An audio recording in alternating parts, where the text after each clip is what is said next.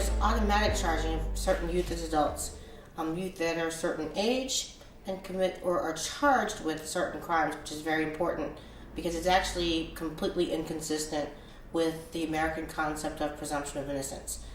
If you charge a youth as an adult just based on what their charges are, the nature of the charges, then you're saying that there is no presumption of innocence. Just because of these charges, we're going to automatically waive this youth into the adult system. It's a very arbitrary process, and it's solely based on age and nature of charges. And we're talking about, of course, some of the worst types of charges like murder, attempted murder, rape, attempted rape. But what's interesting is that more often than not, these charges are ultimately reduced.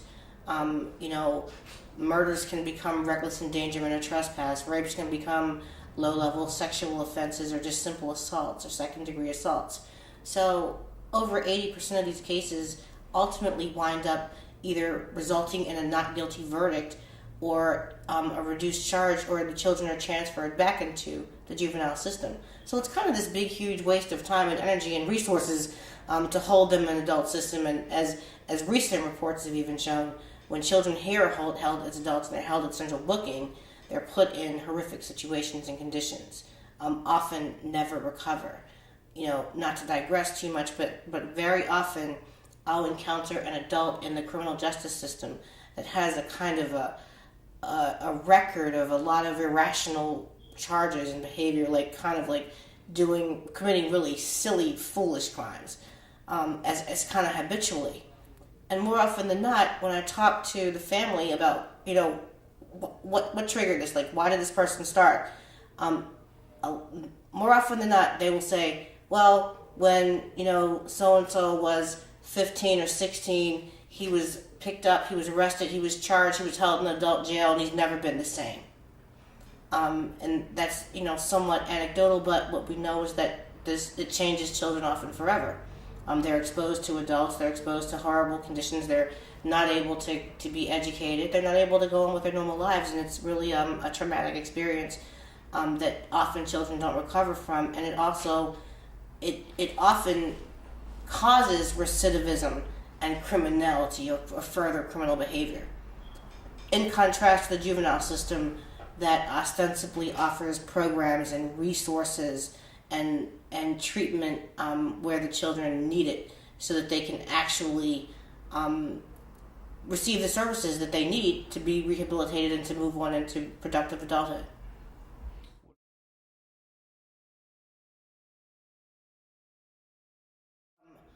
Armed robbery, murder, rape, and the attempts of those offenses, those kinds of crimes usually deemed to have some modicum or some degree of violence to them, and the first degrees of these crimes. And second, I guess, as well. So, felonies, serious crimes, crimes of violence. Right. But be clear, we're talking about charges, and so it could be, and it has been, and I've seen it be, as simple as a fight at a school. A fight at a school can be a first-degree assault. Of course, usually it's exacerbated where there's an allegation of a weapon, but we're talking about charges, not convictions. We're also talking about situations where there can be, children tend to often do things in numbers. So, oftentimes the fifth or sixth or seventh or eighth person that was just around the scene of something, it's not unusual for them to be charged with the most serious offenses if something goes down.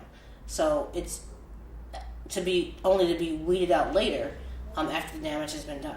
So the answer to the problem is we should charge every child as a child. We should treat every child as a child in the juvenile system, and only look at when there are cases that the evidence, facts, and the nature of the child and the circumstances indicate this child should be the exception and handled in the adult system. Should we waive them up into the adult system? But we should start every child in the juvenile system, which is designed to treat children. Criminal justice system is the only legal area that we treat children as adults. In every other area of society and law, we treat children as children when it comes to the ability to contract, the ability to marry, the ability to make decisions for themselves. People under the age of 18 are not allowed to make these decisions because they're deemed too immature. Their brains are not fully formed, and they don't have the maturity to understand the ramifications of their actions. But when it comes to crimes, we say, certain circumstances, certain crimes, certain children, certain ages, we will charge them as adults. And it's very arbitrary because this is a common thing, and lawyers and other people that have seen it will tell you that I've seen a number of times, overwhelmingly, especially when it comes to black males, that size is used as a factor in the court, and the courts will articulate it, that because of the size of the person, they should be charged as an adult. Not solely. They have like a number of factors. The courts have a number of factors they're supposed to consider, which is nature of the charges, age, circumstances, maturity of the person, a number of factors, but size is often used and articulated as a reason.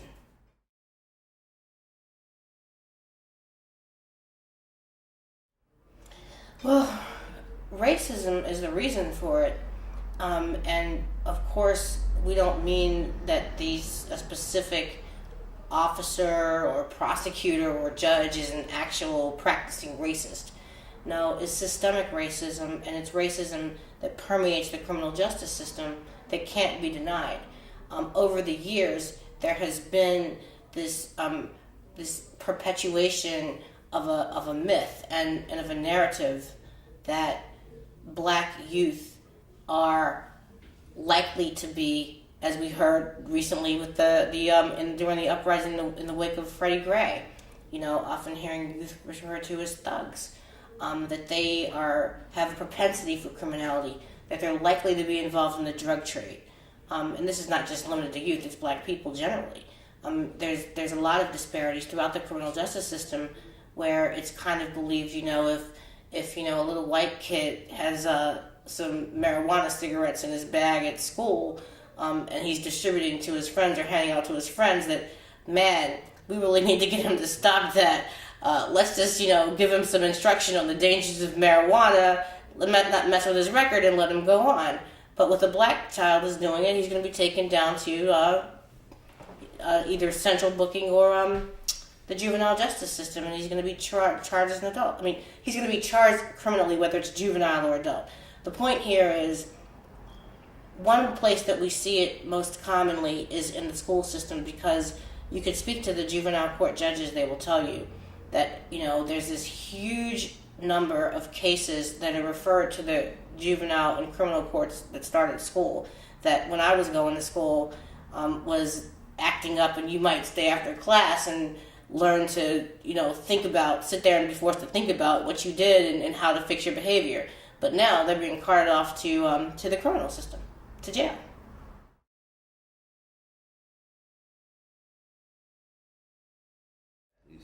I was sort of running through it kind of quickly and generalizing earlier, but that's exactly what happens when I say that over 80% of children that are charged as adults ultimately are not convicted as adults, because after sitting there waiting months and months and months, especially in Baltimore City, for their cases to come to trial, more often than not, the charges are reduced, meaning they're reduced to charges that had they started there, they would have never been in the adult system to begin with, or they are transferred back to the juvenile court, or they're found not guilty, their cases are dismissed or studied, or null process. So the point is, all of that waste of, the kind of, picking them up and disrupting them from their life, to have them in those heinous conditions for long periods of time while we await trial, because trials happen very slowly in the adult system by comparison to the juvenile system.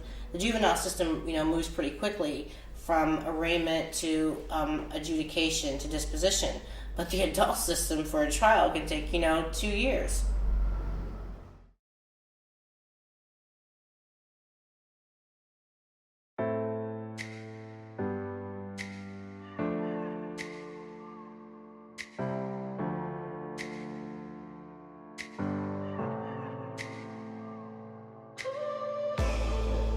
What's so interesting is that even after the feds had intervened and determined the conditions too deplorable, and force the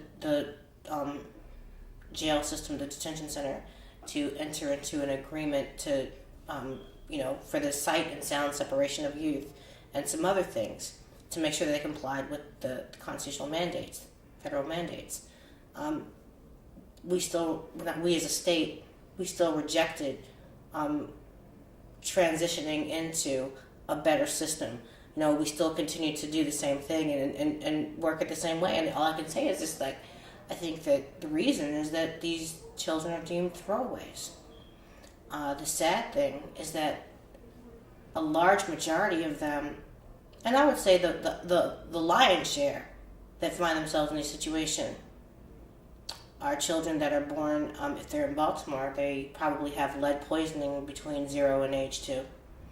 They often are children that are diagnosed with developmental disabilities, intellectual disabilities. They are usually children that begin to not do very well in school.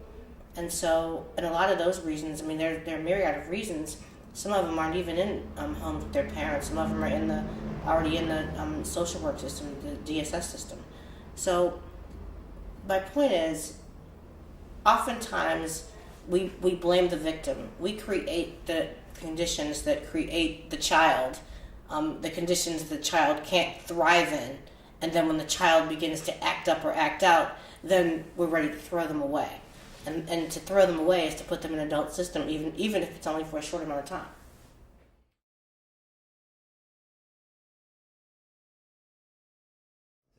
Well, it was frankly, it was the ideology, the mentality of that administration when it came to the treatment of juveniles, when it came to the criminal justice system overall, to put a lot of money and effort into criminalizing people as opposed to creating pathways for them for prevention. What's interesting is that the number of youth centered around, continue to be around 40, and the number of 40 here that actually were charged as adults and held in adult system that we would need bed space for in an adult system if they were charged.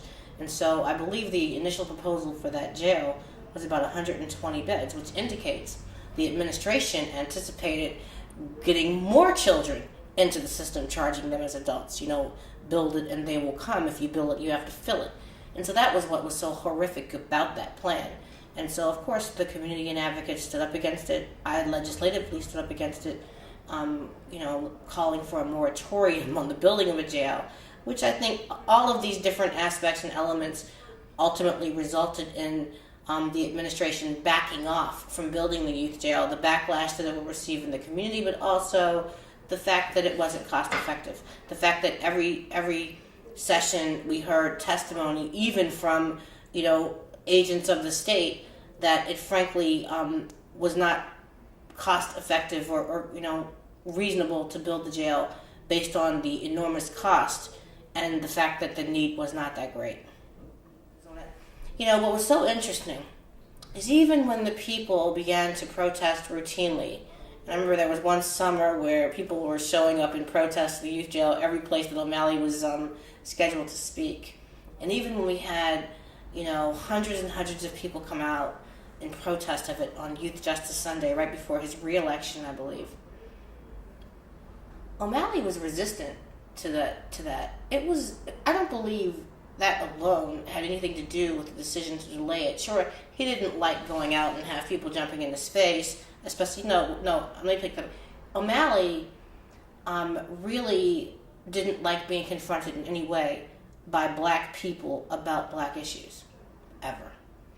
And so when that happened, I think it made him uncomfortable, but I also believe that, the combination of the backlash from the people, but then also the fact that even his own people in Annapolis were telling him, man, this doesn't make any financial sense. So I think for those reasons, he just said, I'm going to lay low on it and let the next governor deal with this. And I think that's what you see with still the proposed plan for the $30 million facility. But the answer to that problem, of course, is to stop charging youth as adults automatically.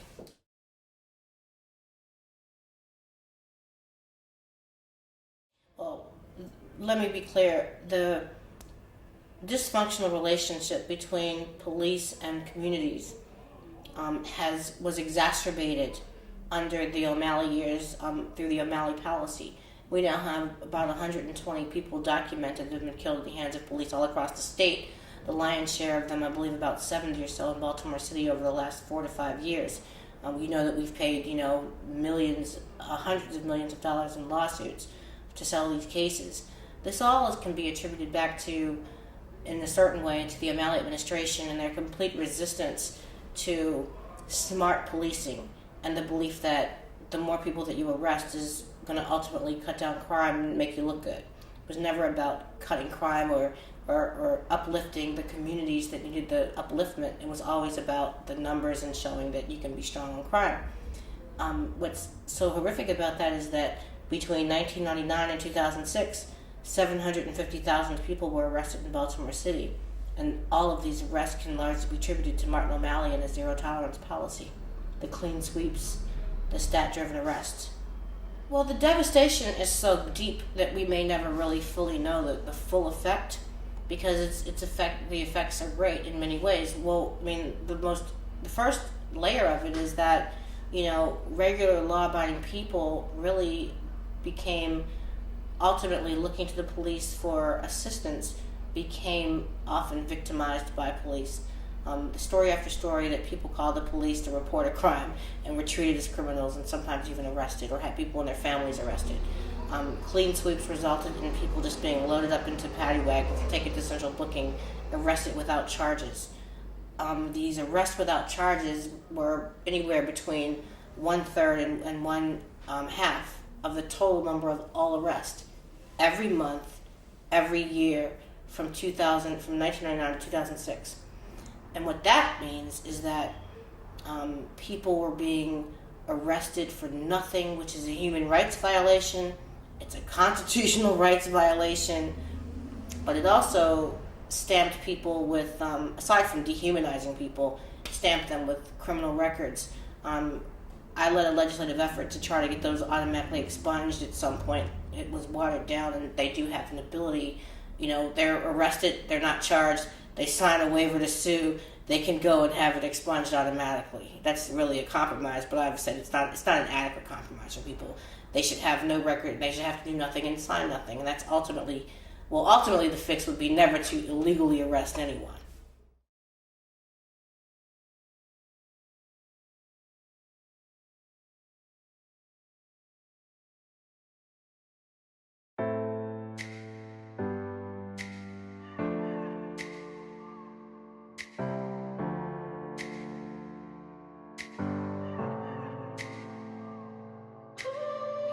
I was a public defender in 1995, I believe.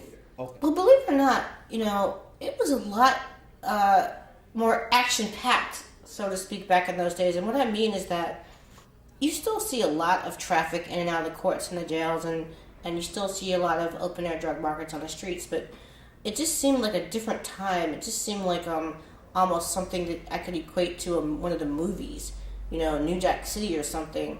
It was every day, all the time, hundreds of cases every day, every courtroom, every courtroom just jam-packed, every day. Drug cases, arraignment courts, pleas, that's a really significant issue because so many people that are this is so interesting. While there's a lot of lip service given in dialogue, and some people believe there's all these heinous drug dealers all over the streets of Baltimore, that are these horrible they label them kingpins. But the majority of people have been represented by the public defender throughout the course of this history. And so if you're represented by the public defender, that means you're really deemed indigent, which means you can't really be a kingpin in the drug trade. Well, let's see. I was a public defender in 1995, but then I went into private practice, mainly practicing criminal law in, I believe, 96, 97. And so, at that time, listen, I worked for one of the more well-known criminal defense attorneys in Baltimore. And any given day, and I smile only not because it was a good thing, I think I was enjoying being a lawyer. I was still a relatively new lawyer. And I always wanted to be a criminal defense lawyer. So anyway, this particular one lawyer, any given day would be nothing for him to have 7 or 8 different cases in various courts throughout the city and state. And he had a number of us lawyers, new lawyers, working for him, running around, trying to handle smaller cases or delay larger cases until he was available to handle them. And so I think that's so significant because he was one of a number of private attorneys that were just, had booming criminal law practices. And 95% of the cases were drug cases or drug-driven cases. Possession with intent to distribution. Possession with intent to distribute. Everyone was charged all the time with possession with intent to distribute. Everybody was deemed like a major drug dealer. But even with all of the cases that all the private attorneys had, the public defender's office had the lion's share of cases. And the reason is because most of the people that were arrested were deemed indigent and couldn't afford private counsel. And what's interesting about that is that, when I hear a lot of the, leadership in the General Assembly, the conservative Democrats, the dinos, the Democrats in name only, and a lot of the Republicans, conservatives, they always refer to these horrible thugs in Baltimore, these huge number of drug dealers in Baltimore that are destroying the community and wreaking havoc on the community that deserve to be locked up and throw away the key. And they call them kingpins and treat them as if they're, I don't know, what's the guy in Scarface? They treat them like they're these huge drug traffickers and they're reaping all the rewards and benefits. The bottom line is that most persons charged with drug crimes, especially in Baltimore City, are represented by the public defender, which means they don't have any money at all. Which means somebody, somewhere is making money, but it isn't the people that are being arrested. Do you understand what I'm saying? In some communities, it's the only economic engine, and it has been for a long time. The drug trade. Absent the drug trade, there is no commerce. And that what I'm saying is true. You go to certain neighborhoods, there's nothing but a few broken down, beaten up stores, and oftentimes they, especially back in the 80s and 90s, they were often fronts for the drug trade.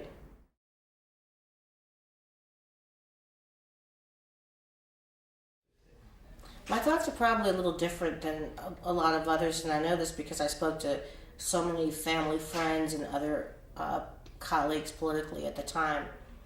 My sadness is because of the condition of the people.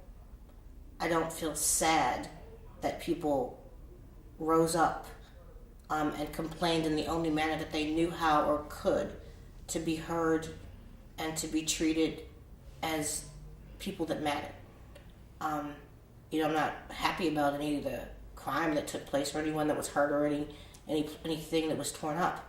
But I was sitting with a group of lawyers at the time, and I remember we were watching, when it first was happening, we were watching the news, you've seen it on TV, and a colleague of mine said, I just don't understand, why would they destroy their own communities? And I just looked at him and said, what are you talking about?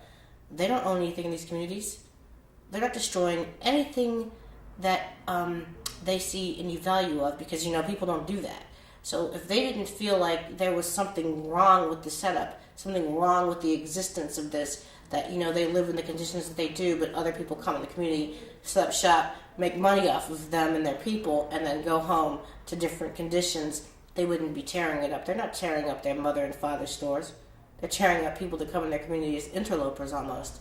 But I also believe that things were brought to a head, not just honestly from the people. I think that the way that everything was handled, from the mayor to the police commissioner, and the entire way that things were pushed into kind of this exploding point, was not just the children and not just the people. I think a lot of it had to do with, I think it was somewhat orchestrated, because transportation was shut down. That's a known fact. And then there are people that have videos, and they've said that there was a lot of kind of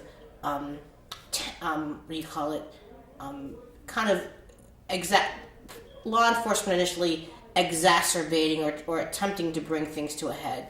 And then I think that if the children would have done what they were told to do if there had been a way to do it, but they lived children out there and it became late. And ultimately, while the children were the focus of the uprising, the majority of people that were out doing things and wreaking havoc, they weren't children, they were adults. I know the news said they were children, but from spending a lot of time at central booking and representing some of the people at the bail hearings, I know a large number of the people were adults. And some were very fed up with the situation, and some just saw an opportunity to get some things that they normally couldn't afford to have. You know, I believe that the youth stood up in a way that adults have not. And they should be applauded for taking a stand and trying to change their condition. But I also was concerned about it because in this time where a lot of the police brutality and violence against people and children is being highlighted, not just here but nationally and internationally, I was concerned that it was kind of an orchestrated attempt to show that police are able and capable to exercise enormous restraint in the face of confronting children. And I think that it was an effort to kind of distort the truth and distort the image of the police and the children. That was my take on it.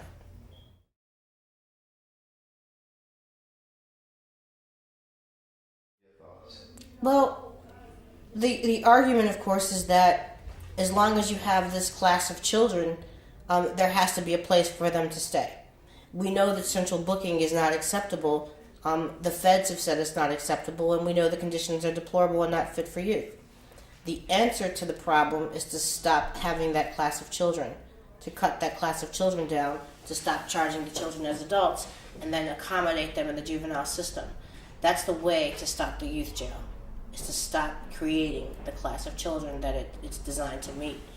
I don't believe if we do anything other than that, we'll be able to stop the state from building this facility. Or even better, we build the facility, there's no children to put in there, and then we can use it for something more valuable and beneficial to the community.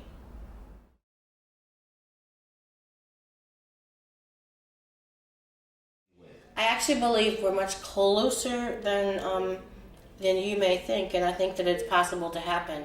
I think it's possible, even likely to happen before the end of this next term. And the reason I think that is some years ago when there was resistance to passing the legislation, we formed a commission. I was on the commission to look at juvenile court jurisdiction, and the consensus of the commission at that time was that it is in everyone's interest to move in a direction of treating children as children in the juvenile system and not the adult system, and to accommodate as many in the juvenile system as possible. The Secretary of Juvenile Services entered into a memorandum of understanding as a result of the work of that commission that he would house all juveniles charged as adults here in Baltimore in the juvenile detention facility, the juvenile justice facility, regardless of what they were charged as. So that was a step, a logistic step that helps the situation. Taking that a step further, this past session, I sponsored a bill in line with that now requires across the entire state every child charged as an adult to be held initially in the juvenile system. So even though they're still charged as adults, they won't be taken to the adult facilities. This law takes effect October 1. They'll be put in the juvenile facilities now. After a waiver hearing, if it's determined that they are going to remain as in the adult system as they're charged, they will ultimately go to adult jail. But at least they won't be sitting in adult jail while they're waiting their fate, and hopefully it'll help.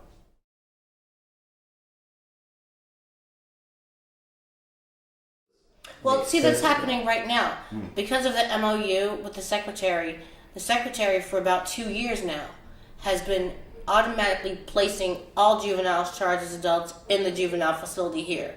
And the new law is going to require it. So what we know for sure, because there's been 2 years of non-incident, that does work. That having juveniles charged as adults mixed with juveniles charged as juveniles works.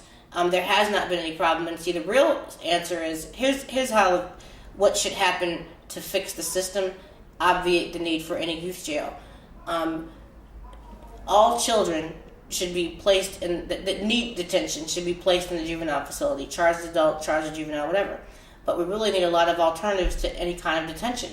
So completely small crimes, low crimes, non-crimes, everywhere possible. We should, one, keep children out of the juvenile system to begin with. We have systems out there of alternatives, diversion programs that are underutilized, I would say. We also have something called teen court, which is completely underutilized. So there's all kinds of ways to kind of get around having to ever even put a child in a juvenile detention facility. And for low-level, non-violent children that are amenable to treatment, they probably should never be placed there anyway.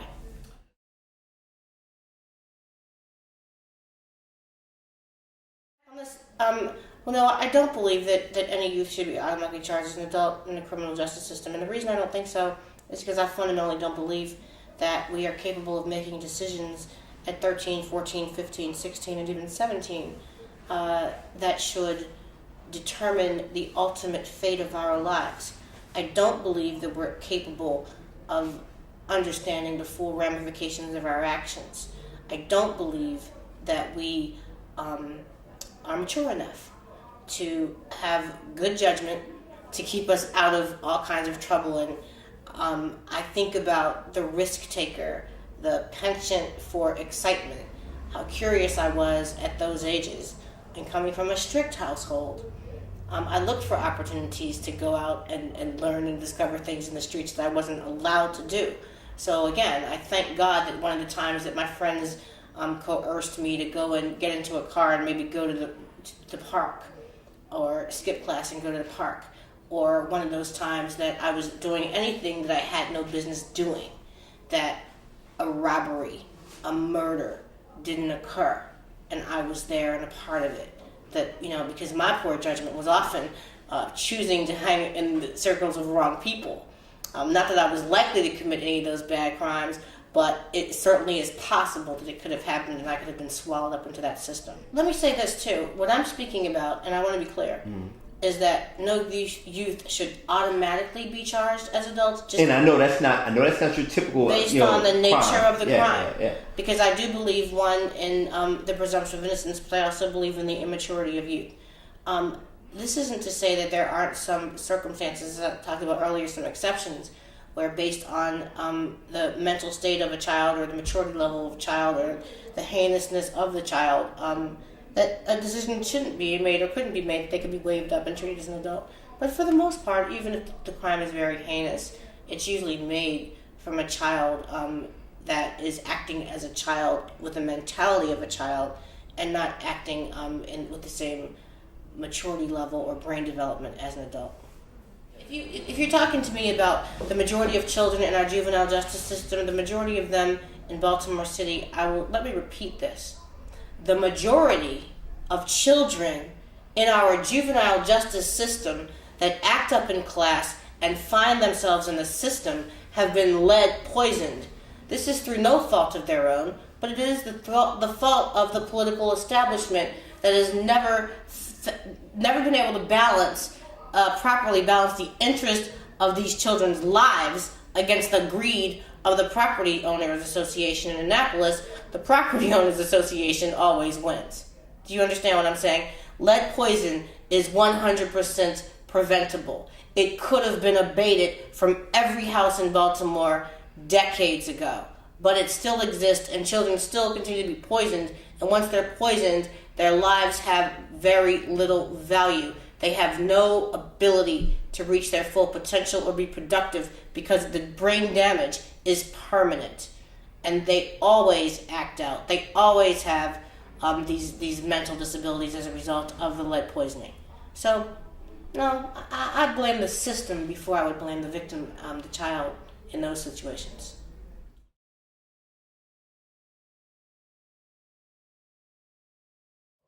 Prosecutors have an enormous amount of power.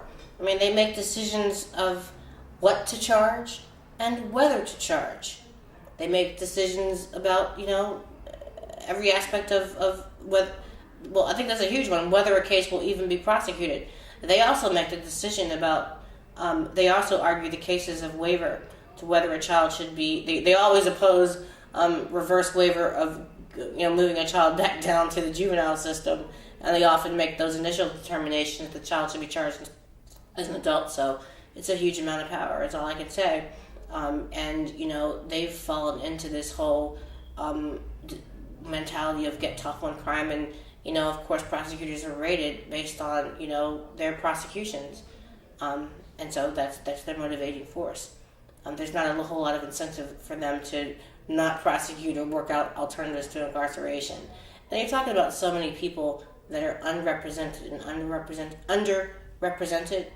So it's fairly easy to get a conviction. It's fairly easy to force somebody to enter into a plea, even if they didn't do everything that they're accused of, even if they did none sometimes of what they're accused of, because they are held often and their lives are disrupted and they're in these horrific conditions.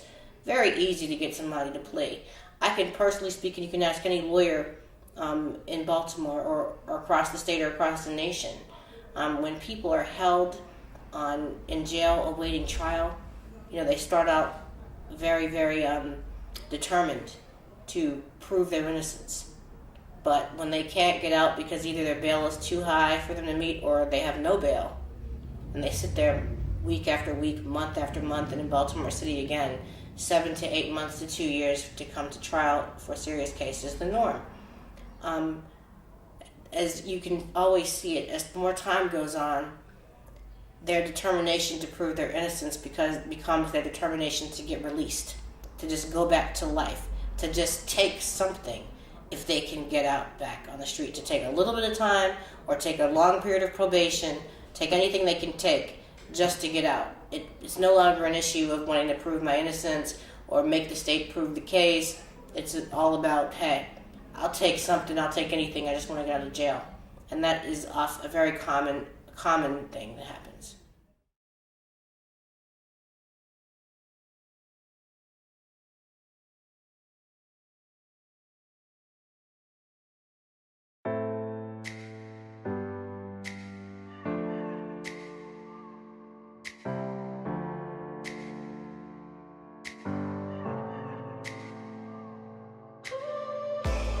Racism that permeates the entire system, as it does our society. And so I want to be very clear, because whenever you use the word racist, it tends to be provocative and divisive, and people go crazy. People get very defensive, and but here's what was very interesting. When the Democrat Party finally jumped on the side of wanting to repeal the death penalty in Maryland, the argument that they finally began to articulate was an argument that had been made years and years ago by a study that was done at University of Maryland about how the premise was our death penalty, our capital system is so infected with racial bias that it cannot be administered in a fair manner. And so here's the point. There were about 4 people on death row at the time that this repeal of the death penalty happened. And I remember being in Annapolis and saying, if the very minor number of people that make their way all the way to death row, if that system is so infected with racial bias, everything that comes before that must be infected as well. Our entire system must be so infected with racial bias that it cannot be administered in a fair manner. And I would say that's absolutely true. From the decisions to hyper-police in certain neighborhoods and to arrest for certain crimes in certain neighborhoods and not in others, to the prosecutions making decisions of who and what to charge and in what circumstances, and to the people that are often underrepresented and unrepresented by counsel, which tend to be Black people of color.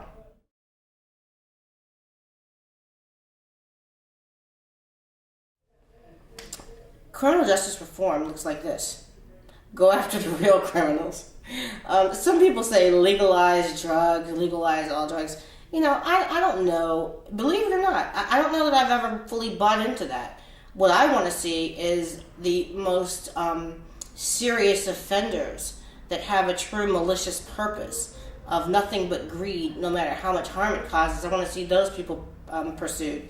But I think low-level drug dealers, I think low-level drug crimes should probably not be ever prosecuted. And I think that we need to one of the things that's really important is that, we're having an ongoing dialogue about legalizing marijuana in Maryland, and that's something that I think is likely to happen. And one of the things that I've been pushing for is that when we legalize marijuana, the people that have been harmed most by it being illegal must have more than a fair opportunity to be able to become licensees and legitimate business persons, owning the licenses to sell the marijuana. Because I think that what's important is that, we criminalized what you had said earlier was sometimes the only economic opportunities that existed in certain communities. And now if we legalize it, we have to reverse that negative effect.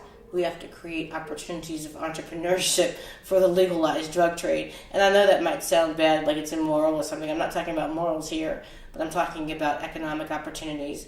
And I'm talking about righting some wrongs. And so if someone's been stained by a criminal record because of drugs and then we legalize it, it's only fair that we find ways for that person to financially gain, to be able to work and earn a living. Because right now in our society, we don't have any way for people that are stained with a criminal record to work and earn a living. We have very few ways for that. So we have to look at that. Part of the process of reform has to involve how to fix the wrongs, how to right the wrongs of the past and the current, to make a better future, to create opportunities for people who have been harmed.